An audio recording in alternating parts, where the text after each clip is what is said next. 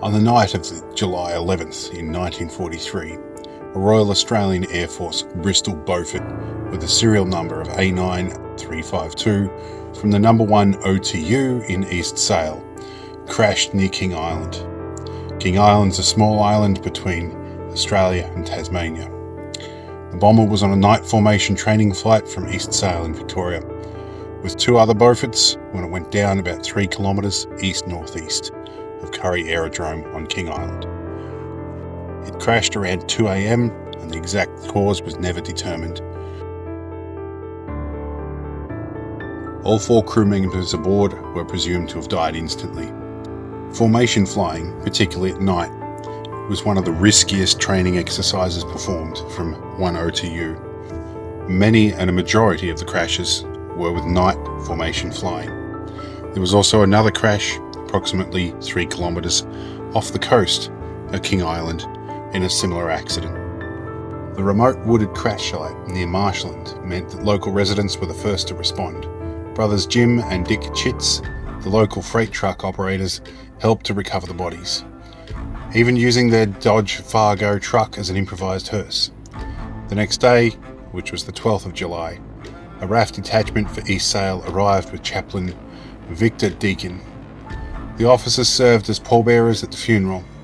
In keeping with wartime practice, the 4 airmen were buried immediately on King Island rather than repatriated. All now lie together in the King Island War Cemetery.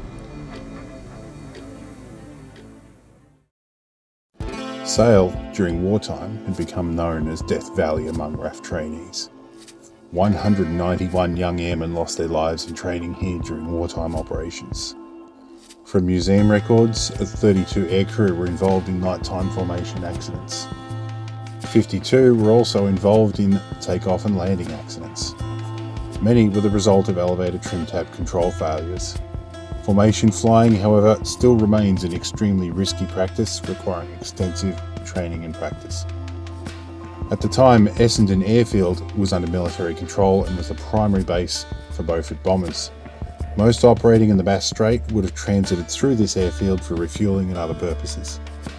Essendon Airfield is one of the oldest airfields in Australia and still operates today. The recovery team that followed A9-352 departed from this very airfield. It's with this in mind that we were retracing the steps, flying out from Essendon Airfield. However, this time we'll be flying in a Fairchild Metroliner. These are better known as a Texas lawn dart or a Texas sewer pipe. Despite these names, the track record for the Metroliner is significantly better than the Beaufort, although the use case in this case is very different. With a wingspan essentially identical to a Beaufort, this is a similar size aircraft with a little less horsepower and a little less weight. While we'll be cruising at a significantly higher altitude, takeoff and landing should afford some similar perspective to the operations of the Beaufort. Our mission begins at the Gippsland Armed Forces Museum in the World War II RAAF section. I'm a volunteer here, and the former President Rick has put me up to this mission to go and find these fallen airmen and get photos of their graves. There's a huge amount of information in here. It's very well worth a visit. But today, we're going to check the hallway through here, which is where our area of interest is. Let's go and have a look. We have here photos of all of the aircrew lost during training. And I've marked 4 particular people here. These are the people we're after. We're after Flying Officer Edwards, Pilot Officer 𝙆𝙖𝙥𝙥𝙚, Pilot Officer 𝙆𝙆𝙥𝙥𝙤, and Pilot Officer Snell. These are the 4. We're going to find their graves on King Island. I have here some actual information, and we know exactly where we should be looking, but we will need some cooperation from the locals. So the next step is to make some phone calls. For reference though, this area of Victoria was well known for air crashes during training. Referenced earlier in this documentary was the Breeze elevator trim tab control bolt. We have an example of one on the wall right here. In this case, however, the cause of the crash is not known, and it could have been any number of things. However, speculation would suggest that doing night formations is inherently risky. Among part of the museum's collection is this Beaufort cockpit. This is currently under restoration. We're replacing some of the sides with acrylic here so that you can see actually how things would work. We have a model of one of the Beauforts up here. This gives you some idea of the size and the space that they would have occupied. Off to one side here, and above our Avro Anson engine, is a painting by Jim Prendergast. This is one of the original at the Beaufort Memorial in Banstetter. And this was painted in 1989, and I think again in 2008, looking at that. Jim Prendergast has written a book that does go into detail about many of these things as well. So further down the museum, we have another one of Jim Prendergast's original paintings. This was used on his book. This is the man himself, and we also have a Beaufort model here.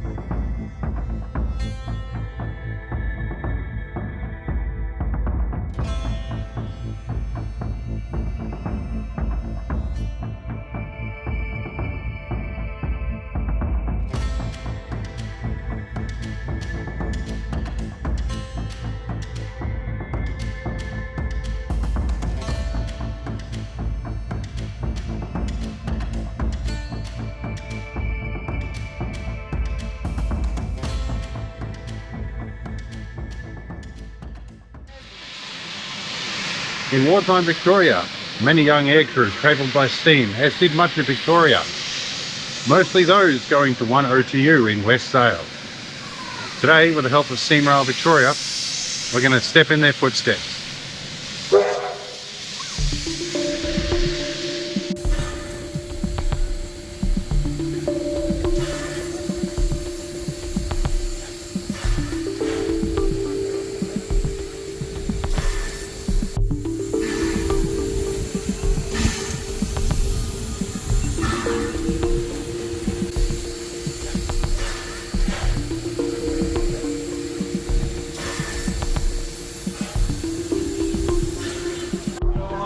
Welcome aboard. Are you good? We'll take you on board. Okay. In about...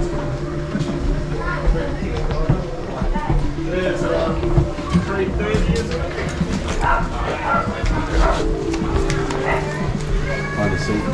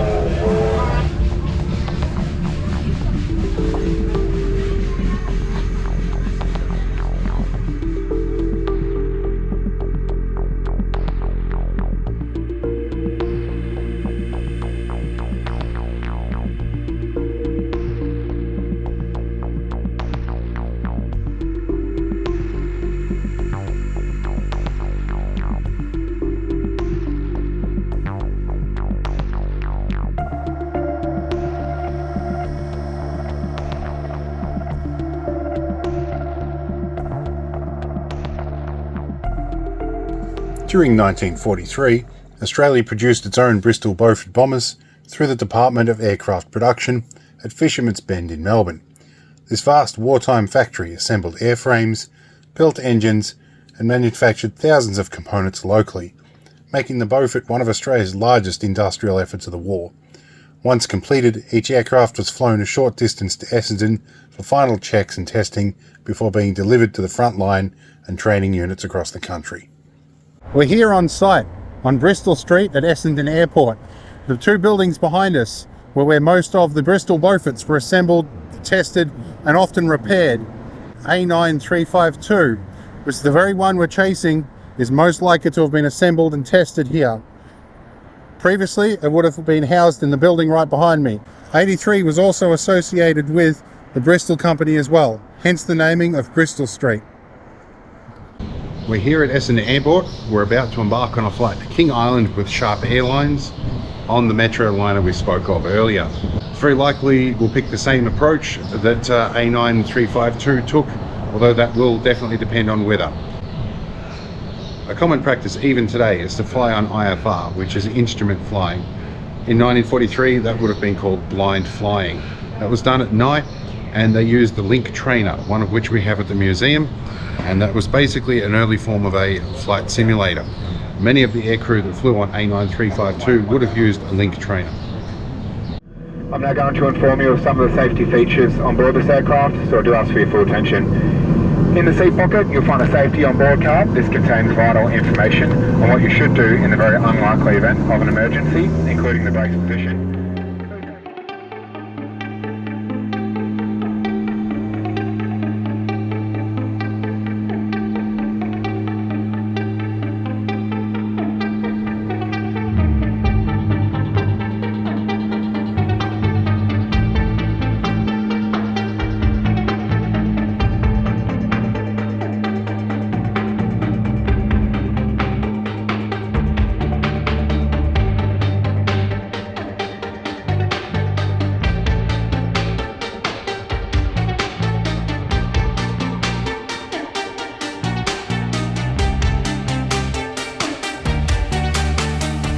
On the night of July 10th, 1943, during a night formation navigation training mission, Pilot Officer Harold Roy Snell is most likely to have been the pilot.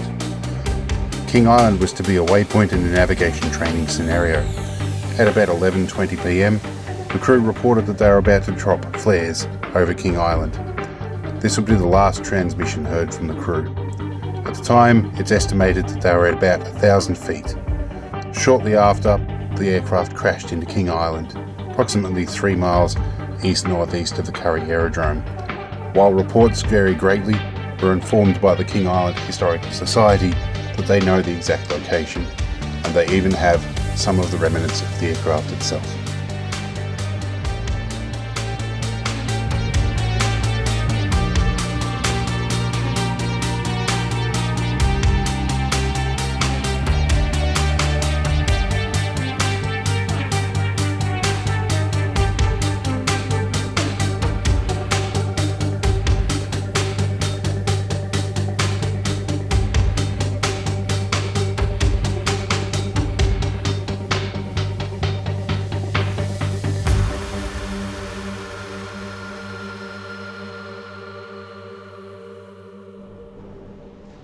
We've finally arrived at King Island Airport. Our first order of duty is to visit the King Island Historical Society and get some up-to-date information.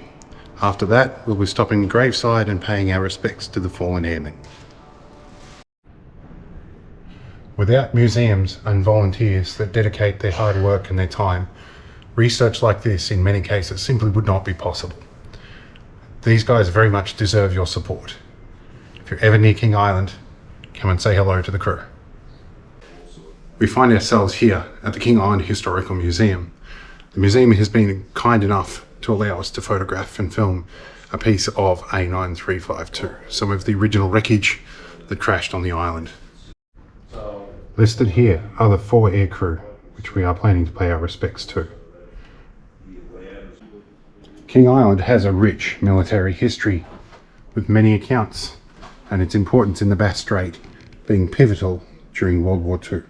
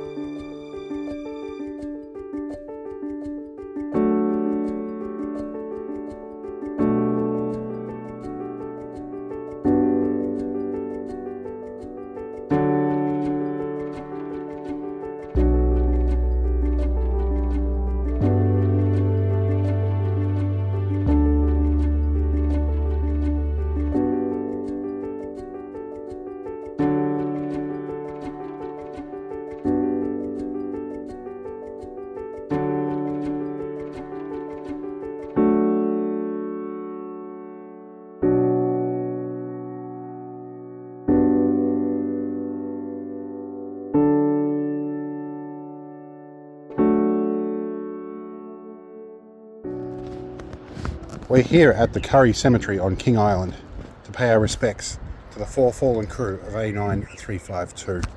It's taken some time to locate them in the cemetery, but with the help of the King Island Historical Society, it was significantly quicker. We're going to take a few moments now to photograph the graves and to pay a respect silently off camera.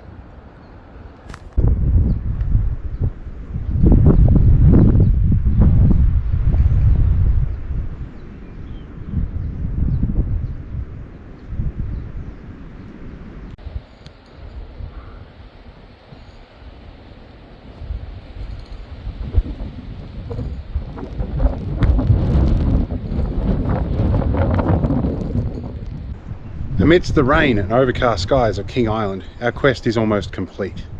We have taken our photos. All that remains now is for us to return to the mainland and make our collection complete at the museum. We'll add more photos.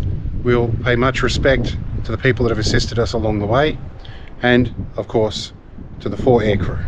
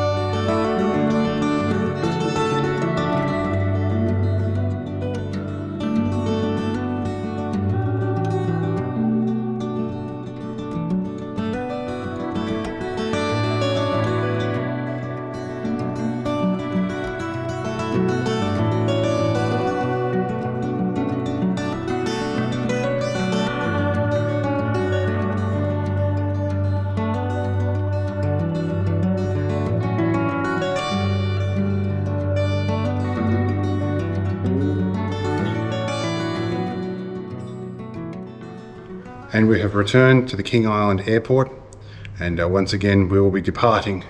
We'll be returning home and restoring the proper photos and information on the wall at the Gippsland Armed Forces Museum.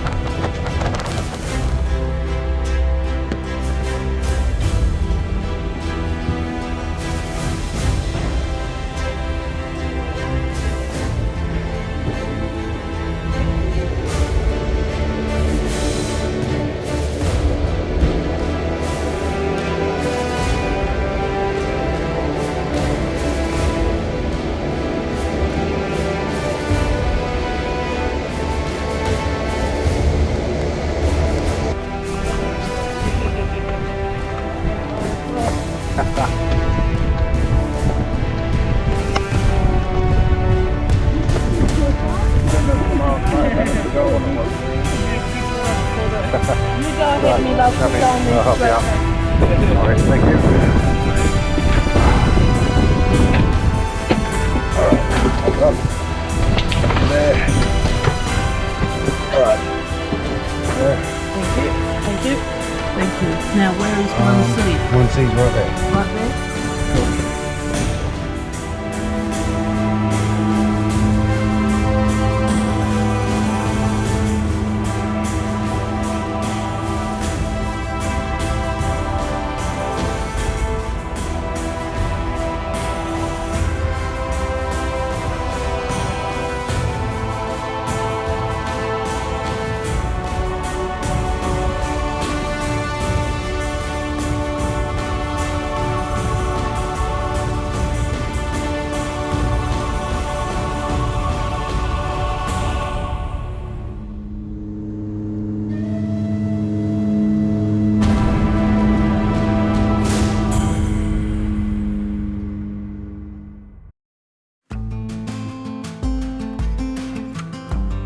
final leg of our trip home, we return home in a 1989 Land Rover Parenti ambulance as used by the Australian Army. This is fitting for the purpose of bringing the memory of our fallen aircrew back home.